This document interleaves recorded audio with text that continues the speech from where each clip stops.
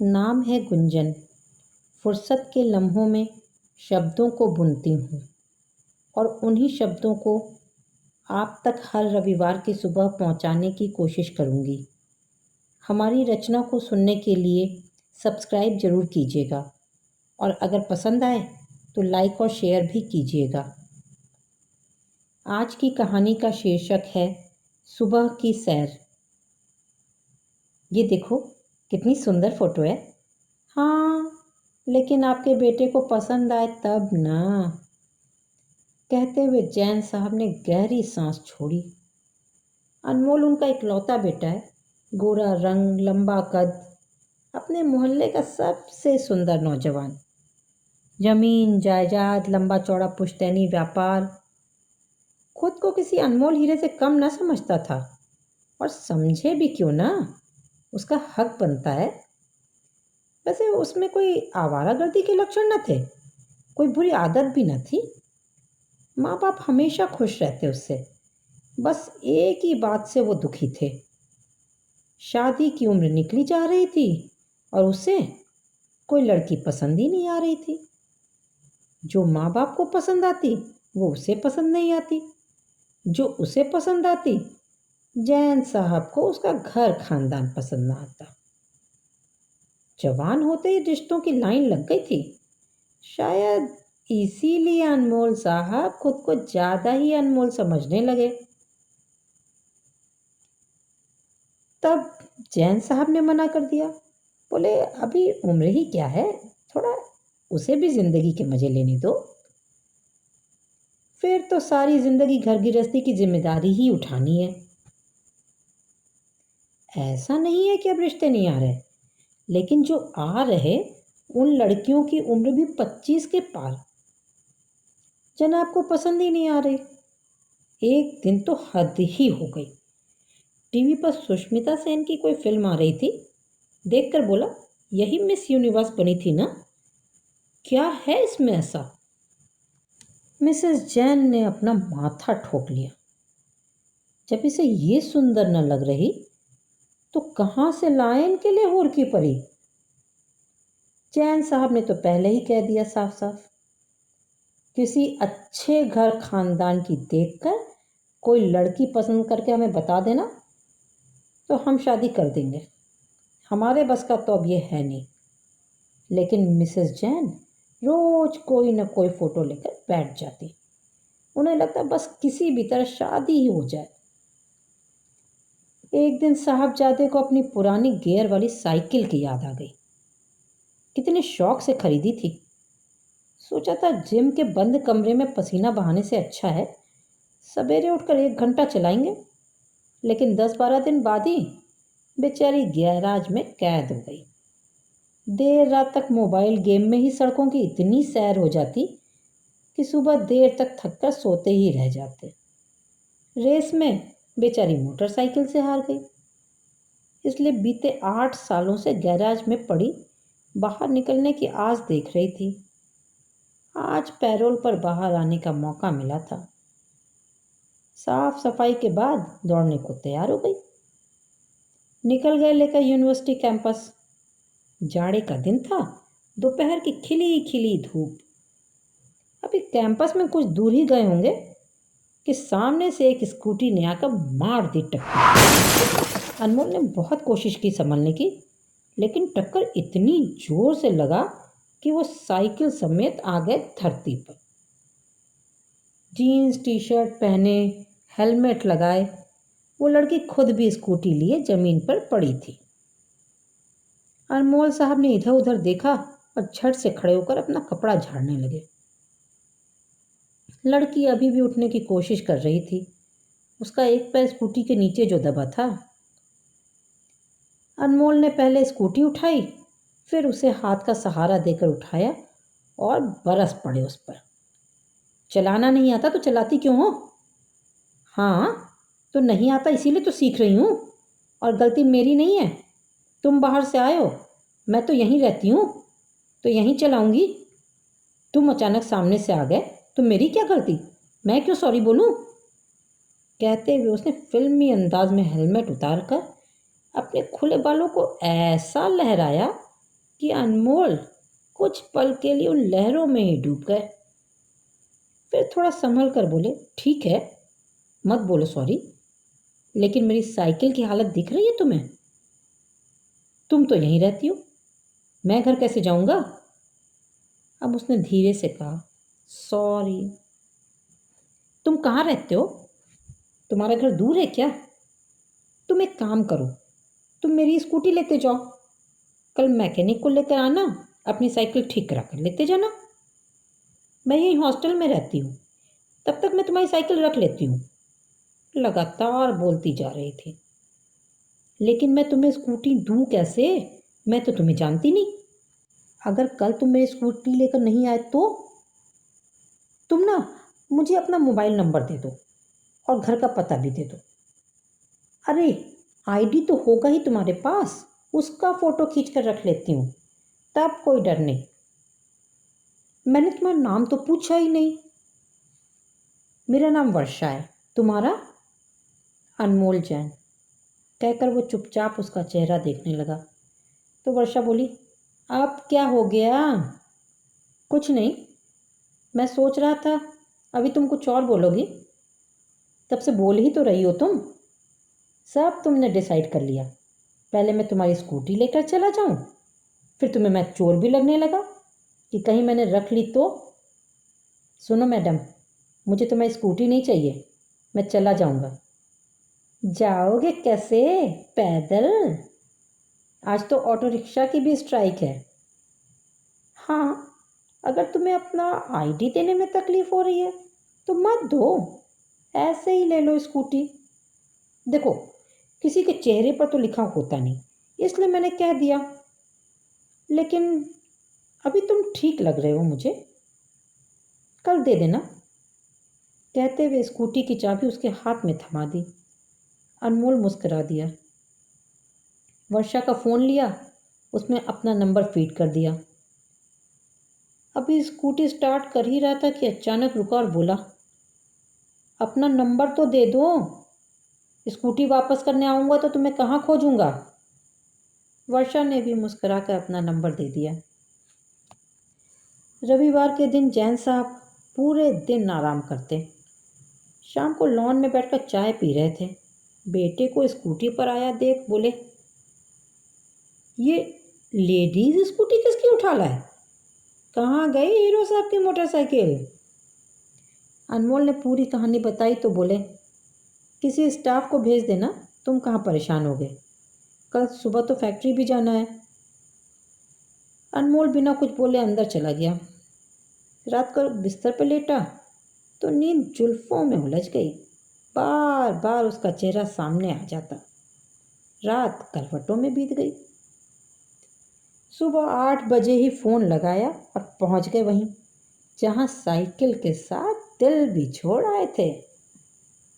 देखते ही वर्षा बोली, अरे, इतनी ठंड में सुबह सुबह आने की क्या ज़रूरत थी? इतनी जल्दी तो कोई मैकेनिक भी नहीं मिलेगा, तुम जाओगे कैसे? अनमोल बोला, साइकिल में किसी को भेज के मंगा लूँगा और आज मैं ऑटो रिक्शा से चला जाऊँगा। मुझे लगा पता नहीं तुम्हें रात भर नींद आई भी या सपने में भी स्कूटी ही दिख रही हो, इसलिए सुबह ही देने आ गया। वर्षा जोर से हंसने लगी, बुद्धू हो तुम, विश्वास नहीं होता तो देती क्यों? चलो बैठो स्कूटी पर, तुम्हें ऑटो स्टैंड तक छोड़ दूँ। दिमाग नहीं खराब हुआ है मेरा? देखा है कैसे चलाती हो, अकेले तो चलती नहीं, मुझे बैठकर चलाओगी, खुद भी गिरोगी और मुझे भी गिराओगी। तुम पीछे बैठो, मैं चलाता हूँ। ठंड बहुत थी। दोनों ऑटो स्टैंड पहुँचे तो वर्षा ने घड़ी पर निगाह डाली और बोली, आज तुम्हारी वजह से मेरा चाय नाश्ता भी गया, टाइम ओवर हो गया। अब चलकर पहले मुझे चाय टोस्ट खिलाओ, नहीं तो लंच तक मुझे भूखा ही रहना पड़ेगा। वो इतने अधिकार से बोल रही थी मानो बरसों की दोस्ती हो। चाय की चुस्की लेते हुए बोली, तुम स्कूटी बहुत अच्छा चलाते हो, आसपास ही तुम्हारा घर होता तो तुमसे ही सीख लेती। खैर छोड़ो, तुम्हें भी देर हो रही होगी और मुझे भी लाइब्रेरी जाना है, रिया मेरा इंतज़ार कर रही होगी। लाओ स्कूटी की चाबी दो। अनमोल ने इशारा किया, चाबी स्कूटी में ही लगी थी। दोनों अपने अपने रास्ते चल दिए। वर्षा का तो पता नहीं, लेकिन अनमोल सारे रास्ते उसी के बारे में सोचता रहा। दिन भर काम में भी मन न लगा। शाम को वर्षा का फ़ोन आया, साइकिल ठीक करा दी है, आकर ले जाना। अनमोल दुखी हो गया। मैंने तो साइकिल इसलिए वहाँ छोड़ी थी कि जब तक साइकिल रहेगी जाने का बहाना रहेगा, लेकिन लगता है ये मुझसे पीछा छुड़ाना चाहती है। दूसरे दिन सवेरे ही अनमोल ऑटो से पहुँच गया साइकिल लेने। उसे देखते ही चहक कर बोली, चलो पहले चाय पीते हैं, कल तो कुल्हड़ की चाय पी के मज़ा ही आ गया, फिर तुम अपनी साइकिल लेकर चले जाना। अनमोल को गुस्सा आ गया। मैं यहाँ इसके लिए इतनी दूर से ठंड में आया और ये है कि मुझे भगाने में लगी है। चाय पीने के बाद बोला, मैं तो रोज़ सुबह साइकिल चलाने आऊँगा ही, तुम चाहो तो तुम्हें स्कूटी चलाना सिखा सकता हूँ। अरे वाह, नेकी और पूछ पूछ। तो कल से 8:30 बजे पक्का। अब तो ये सिलसिला चल निकला। अनमोल साइकिल से आता, दोनों चाय पीते, वर्षा को स्कूटी चलाना सिखाता, फिर दोनों अपने अपने रास्ते दूसरे दिन के इंतज़ार में। उधर जैन साहब भी खुश। जिसकी 9:30 बजे से पहले आंख नहीं खुलती थी, वो अब 8 बजे सैर पर निकल जाता है। वर्षा स्कूटी चलाना सीख गई। फिर भी दोनों रोज़ सुबह मिलते, चाय पीते, बातें करते और बेमन से फिर वही अपनी अपनी राह। प्यार तो दोनों को हुआ, पर इकरार न हुआ। एक दिन रात को खाने की टेबल पर जैन साहब बोले, रेणुकूट से एक रिश्ता आया, लड़की पीएचडी कर रही है यहीं यूनिवर्सिटी से, वर्षा नाम है, अच्छा घर खानदान है, बहुत सुंदर नहीं है लेकिन रंग गोरा है, सब कुछ अच्छा है। अब फ़ोटो देख लो और फाइनल करो तो हाँ कह दें। कहते हुए मोबाइल बेटे की ओर बढ़ा दिया। सुनते ही दिल तो बल्लियों उछलने लगा, बिन बोले मन की मुराद जो पूरी हो गई। मोबाइल की तरफ देखे बगैर बोला, आप लोगों को पसंद है तो ठीक है, कह दीजिए हाँ, मुझे कोई ऐतराज़ नहीं।